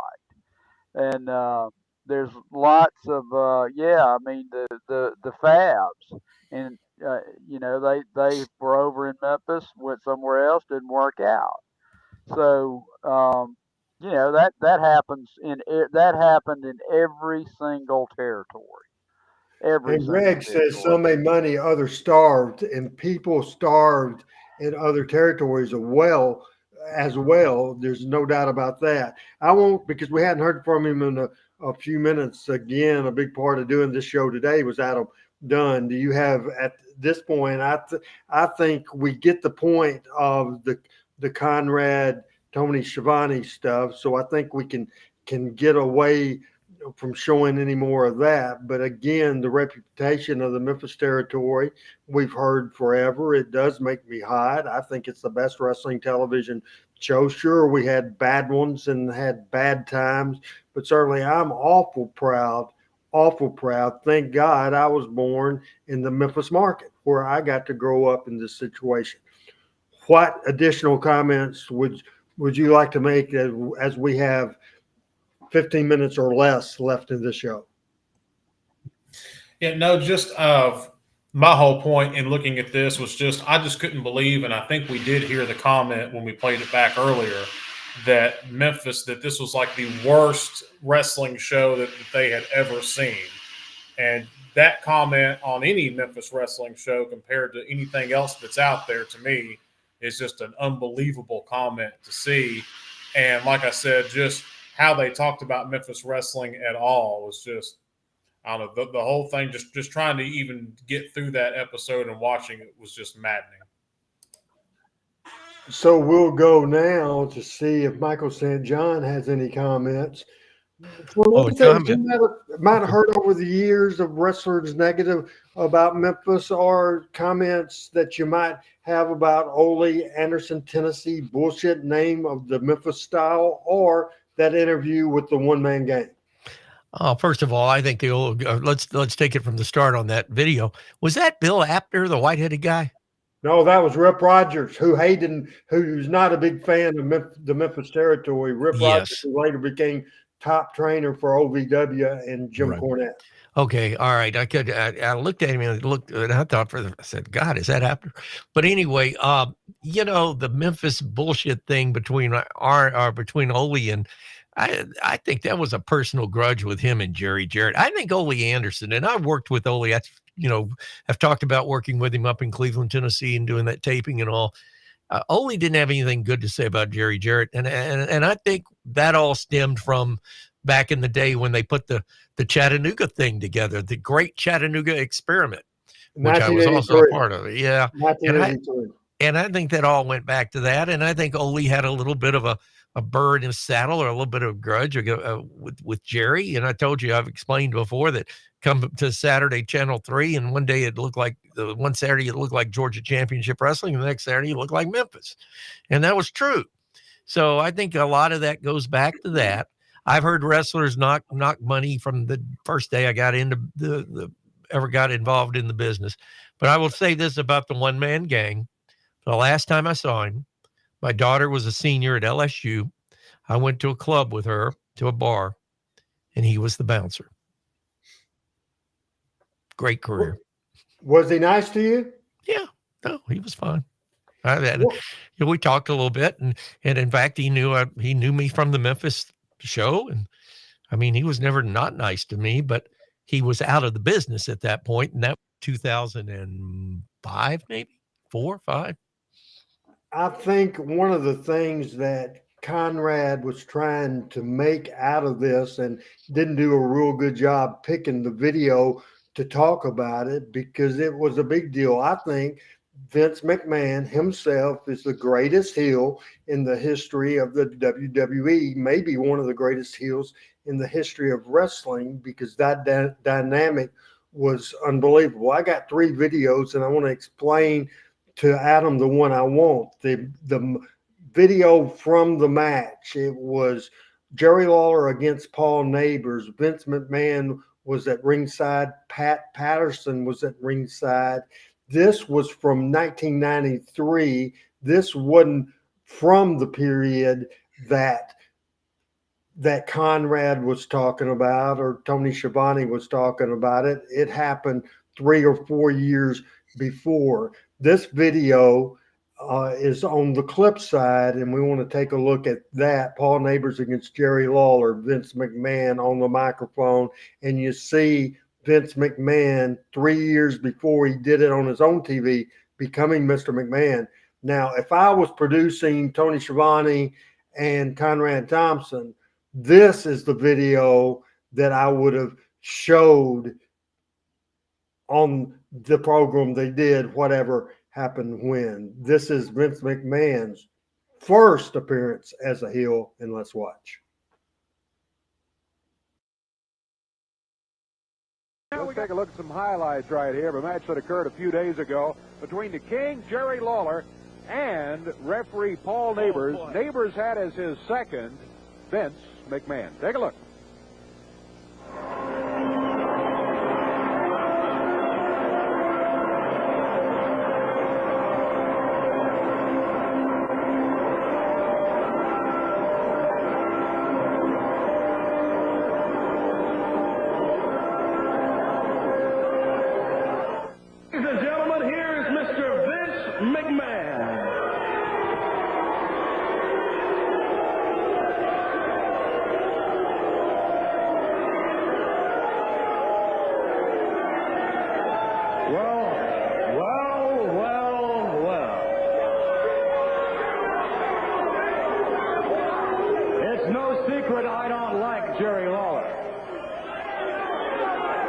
And it's no secret I don't like anybody who likes Jerry Lawler either.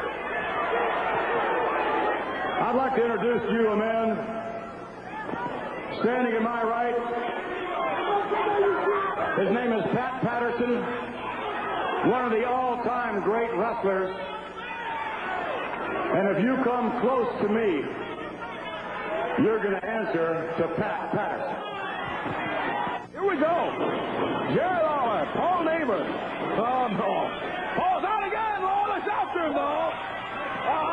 There goes Miller's after him. Oh, look at that. Vince McMahon puts his foot up and trips Lawler up. The King running after Paul Neighbor, and Vince McMahon just politely shuts his foot up and trips Lawler as the King was running by. Pat Patterson all of a sudden steps up, and Patterson with his finger in Lawler's face over there. Lawler standing up to Pat Patterson.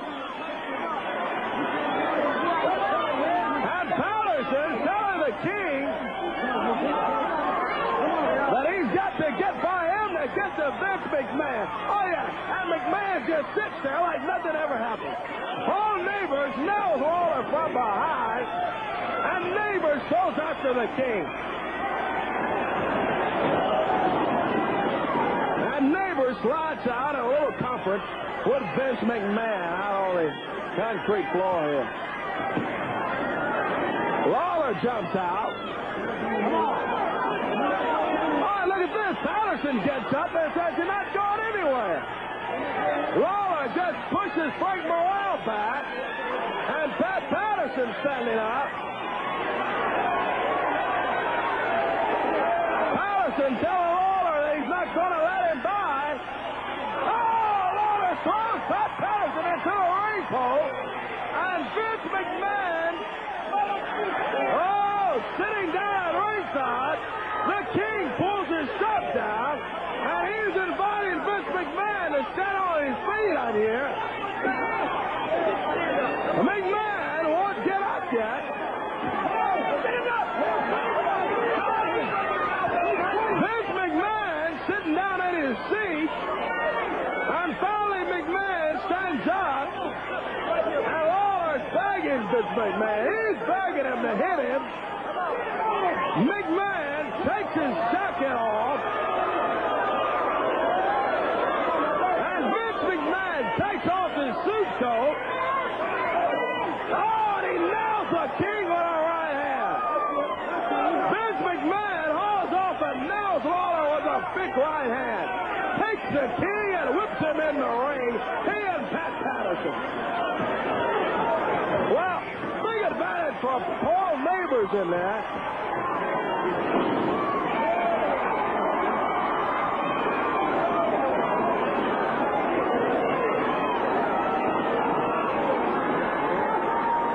Neighbors swinging away at Lawler, and the King nails Paul Neighbors with a right hand. Picks Paul up and nails him again.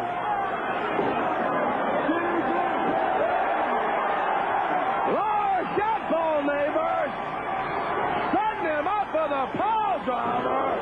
Oh, man! He lifted Neighbors up with that one. They say one more time. King said, okay, one more time. Oh, boy. Paul Neighbors is out, but Lawler doesn't quit. Another foul driver on Neighbors. That's 4 of them on Paul Neighbors. Sets him up again. That's 5 foul drivers. Morrell says that's all. He's calling for the stretcher.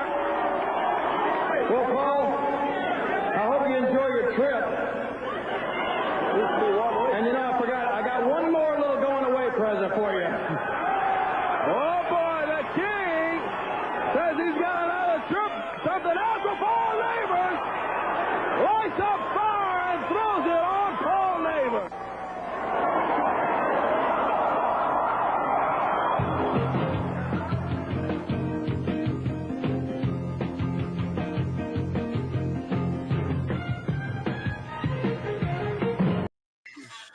the first appearance of Vince McMahon as a heel. Quick take, quick thoughts, Chris Ellis. Well, to me, that clip right there lends credibility to what we're trying to defend. Vince McMahon had enough respect for it and thought it was worthy of his time to fly to Memphis to be in a match with Paul Neighbors, be involved in a match with Paul Neighbors. Enough said. Pat? I can't say it any better. Yeah, I can't say it any better. I mean, you saw the beginning of what became probably the most iconic figure in wrestling, and I've heard the story told by Jared. He said, Vince, you'd be a great heel. And that's kind of where all that started. So we'll go back to Chris and we'll do Michael last and sum it all up as we are into the last 5 minutes of the show. This was a very unusual program here today. Chris, your thoughts on the different direction we took today, and I blame you and Adam both for kind of getting me stirred up. But your thoughts on this show today and what we've seen today? Well, I mean, it was all great, and I certainly respect Michael's viewpoint on professionalism, and they got to draw numbers and get people to watch and all that. But my deal is I'm extremely loyal by nature, and so when you attack things that I believed in, I look at Pat, and Pat knows this. I'm an Alabama fan like Pat. You attack Coach Bryant in Alabama, somebody's going to come after you. You attack Lance Russell where I grew up, I'm going to come after you. It's that simple.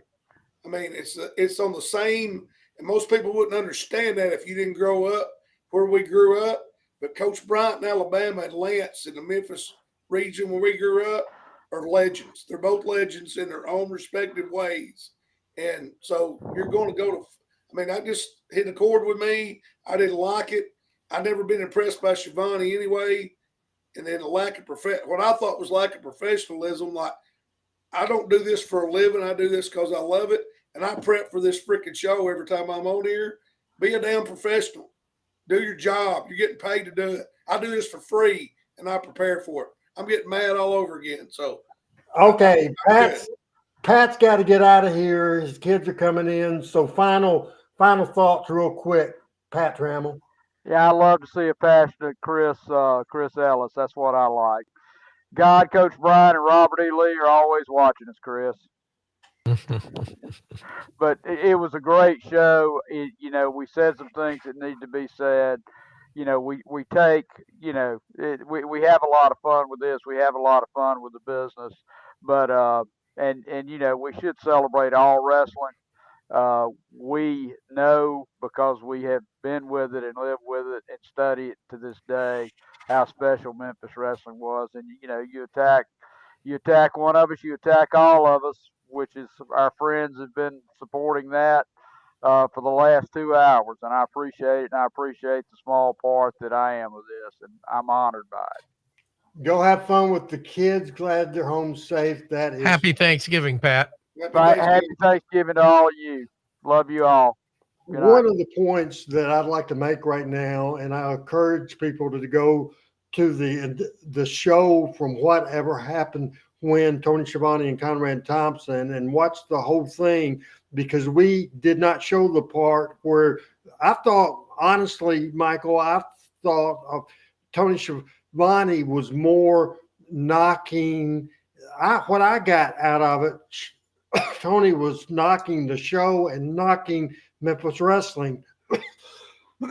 It was Conrad that, in my opinion, that was mocking, trying to be funny, but at the same time it was knocking Lance Russell. So of the two of them, Conrad got more heat with me than Tony Schiavone did, but they both got heat with me. Final comments, and what was your thoughts on the show today as we're right at almost at the 9 o'clock hour. So final real quick thoughts. First of all, I thought Chris Ellis was awesome tonight. I'm sorry. He stole the show. He was the show.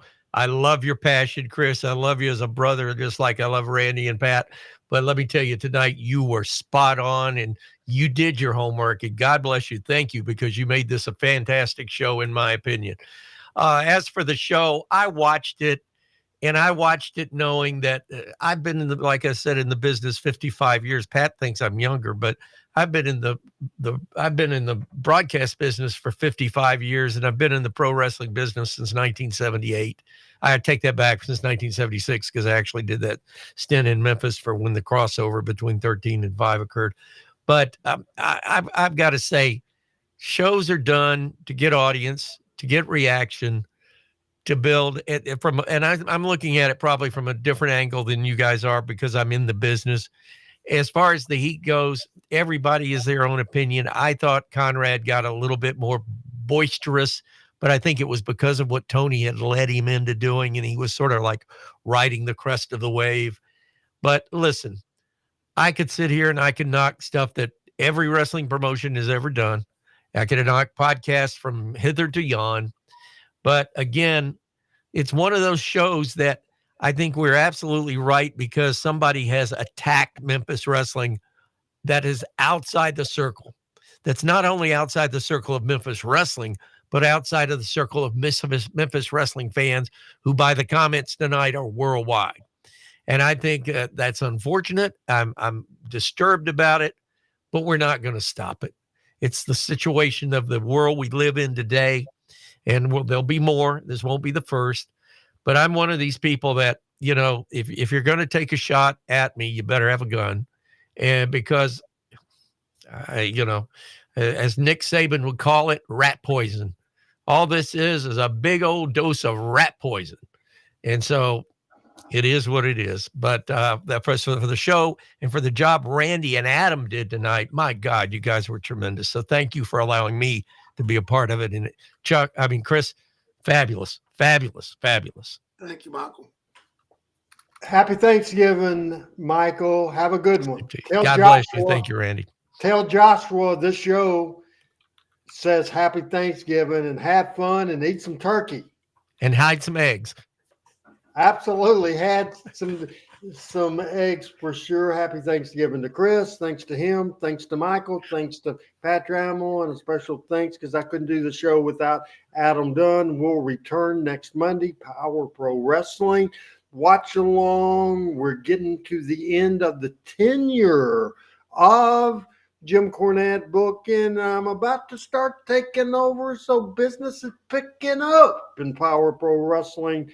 Next Tuesday, obviously, we'll be back with Talking Memphis Wrestling. I have something special. I will show a video. It's coming from the year 1988. The very first time on TV5 Wrestling, I was attacked by Stretcher Jack Hart, Barry Horowitz, and Chick Donovan. And Lance Russell actually pulled, to try to make the save on me, pulled Jack Hart by the hair. The first physical thing I ever did in the wrestling business, and we'll show that next week. Have a great Thanksgiving. I'm going to my niece's in Cabot, Arkansas. I'm still waiting for a follow-up that I hope for soon from my test for my biopsy. I'll keep everybody updated on that. For Adam Dunn, Pat Trammell, Chris Ellis, and Michael St. John, it's Randy Hales saying, in honor of Lance Russell, bye-bye, everybody. We out. Talking Memphis Wrestling with Randy Hales and special guests.